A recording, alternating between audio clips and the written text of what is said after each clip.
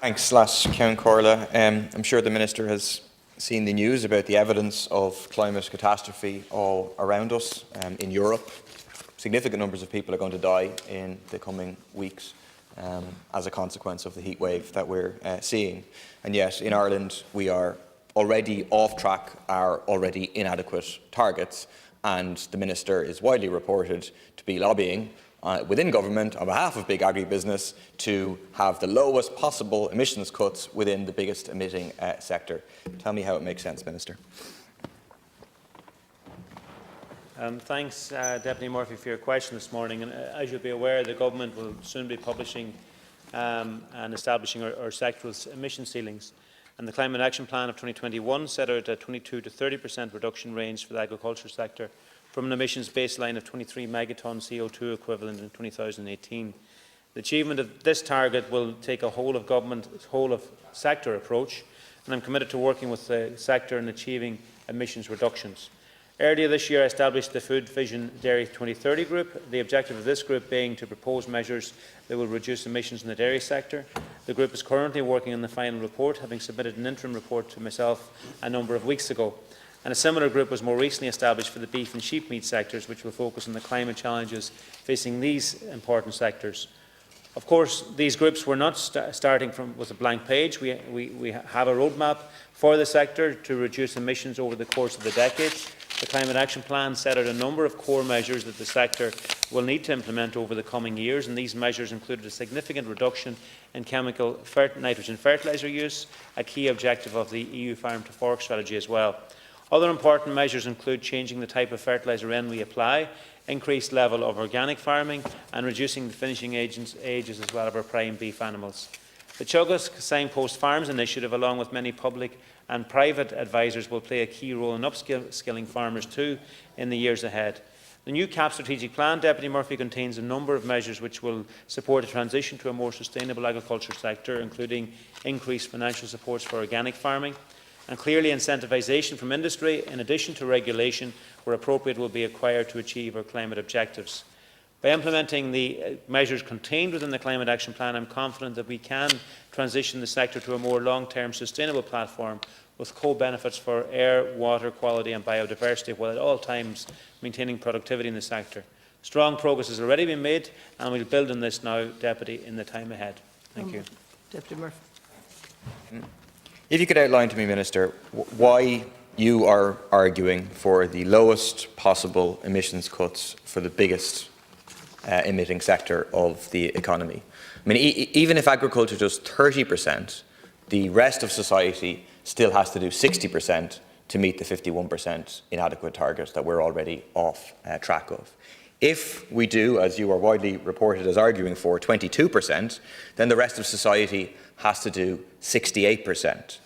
If, for example, you do that through energy, that's an extra cost per household of €5,000 each.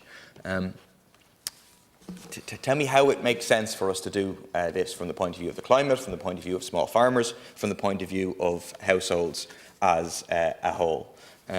Why should big agribusiness basically take an extremely minimal approach to doing what is necessary, considering the extent of their emissions? Yeah, thanks, Deputy Murphy. I know agriculture and the day-to-day lives of farm families is not something that would occupy your daily workload or time very much, but it is important to look at the important role that agriculture plays in food production in this country. And it's also important to know and understand the fact that because we don't have the industrial base that other developed countries would have, agriculture makes up a bigger proportion of our national emissions as a result of that.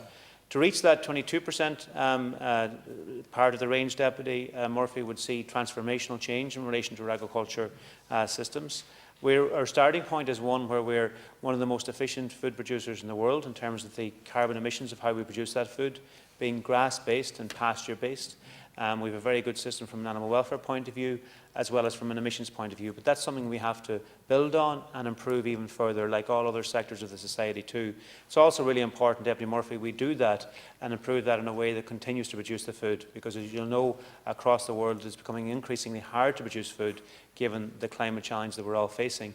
and therefore it's really important that we play, or continue to play our important role that our farm families, I know you like to use the word big agribusiness, but our farm families, which is what our agriculture is based on, the massive work that they do, Deputy Murphy.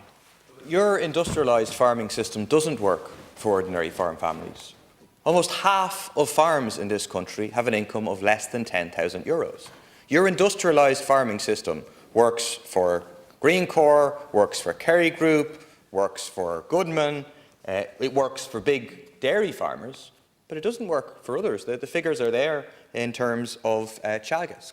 So instead of incentivising and pushing farmers to engage in industrialised farming that doesn't work for small farmers, is extremely damaging for the environment and doesn't work for society as a whole, why don't we instead have a farming policy based on food sovereignty, based on the principles of regenerative farming, based on paying farmers for the carbon sequestration services that they provide. So instead of subsidising farmers to engage in industrialised farming that's damaging for all of us, instead pay farmers for the very important services that they do provide in terms of our environment. Who would win from that? Who would lose from that? Who would lose from that is the big agribusiness. Who would win from that is the vast majority of small farmers and ordinary people.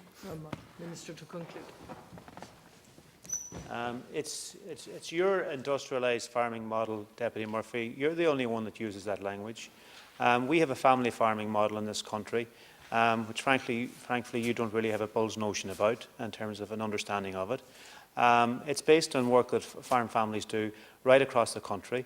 Those throughout the food supply chain then try and maximise the value of that in terms of ensuring that we ensure farm families are supported. And it's really important that that work continues on. As I say, our starting point for our agriculture in this country is that we're one of the most efficient food producers in the nation from a carbon point of view and from a climate point of view. But that's something we need to build on and improve on.